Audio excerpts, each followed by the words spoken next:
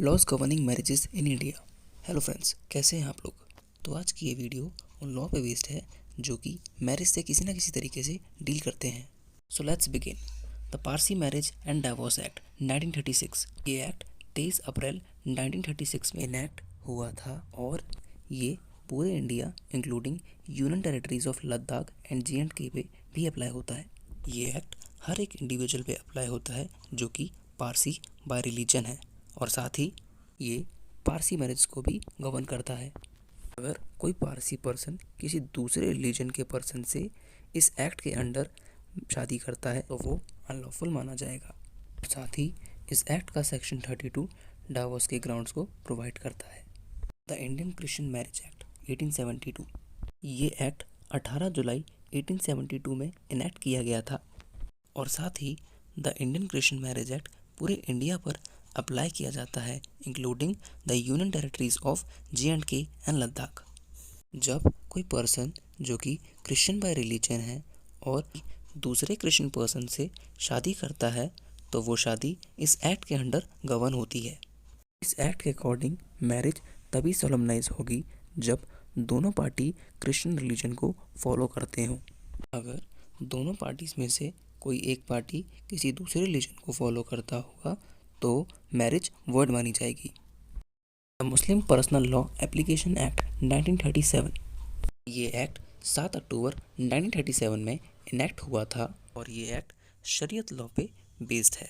ये act present day में पूरे इंडिया पे गवर्न होता है including union territories of Ladakh and JNK। इस एक्ट का सेक्शन 2 डिफाइन करता है इस पर्सनल लॉ के एप्लीकेंट्स को। साथ ही इस एक्ट का सेक्शन 3 डिफाइन करता है पार्टीज जो कि कॉम्पिटेंट है मैरिज को परफॉर्म करने के लिए। अगेन, अगर कोई मुस्लिम पर्सन किसी दूसरे रिलीजन को फॉलो करने वाले पर्सन के साथ निकाह करता है तो वो बातिल यानी कि वॉइड है। Dissolution of Muslim marriage act 1939।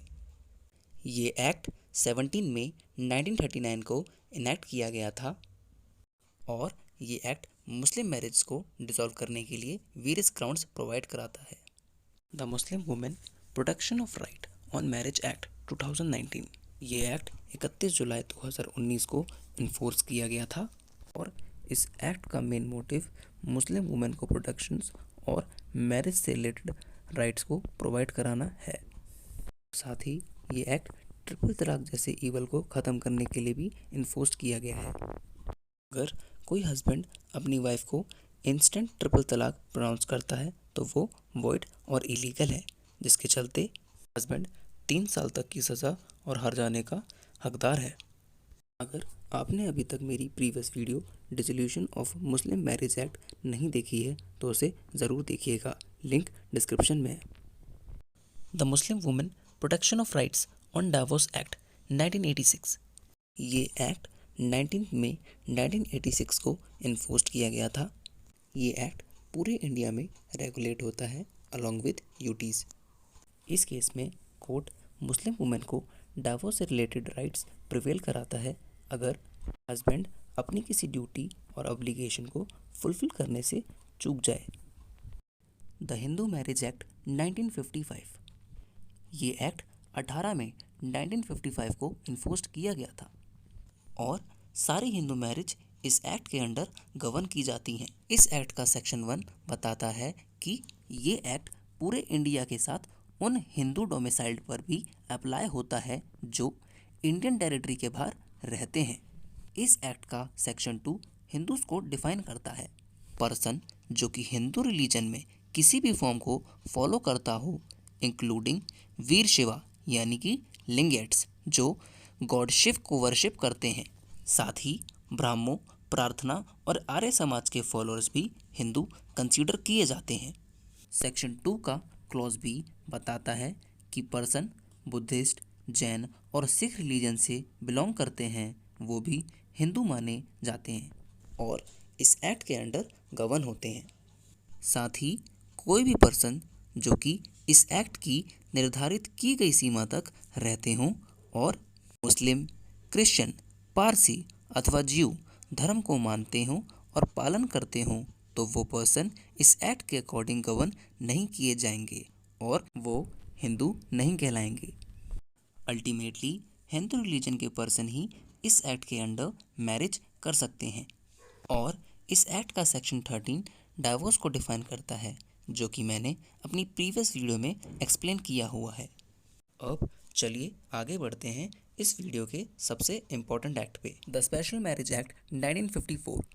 ये एक्ट 9 अक्टूबर 1954 में इनेक्ट किया गया था और स्पेशल मैरिज एक्ट पूरी इंडियन टेरिटरी में गवर्न होता है। इस एक्ट के अंडर कोई भी पर्सन जो कि इंडियन डोमिसाइल हो और फिर वो चाहे डिफरेंट रिलीजन को भी फॉलो क्यों ना करता हो, उसकी मैरिज वैलिड मानी जाएगी until and unless marriage prohibited degree में ना हुई हो।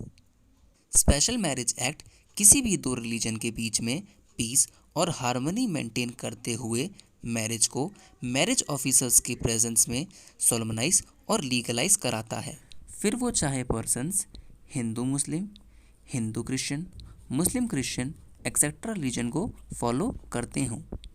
अगर कोई Muslim male special marriage act के अंडर शादी करता है तो वो सेकंड मैरिज परफॉर्म करते हुए बाइगैमी के लिए पनिशेबल होगा according to the section 44 of this act.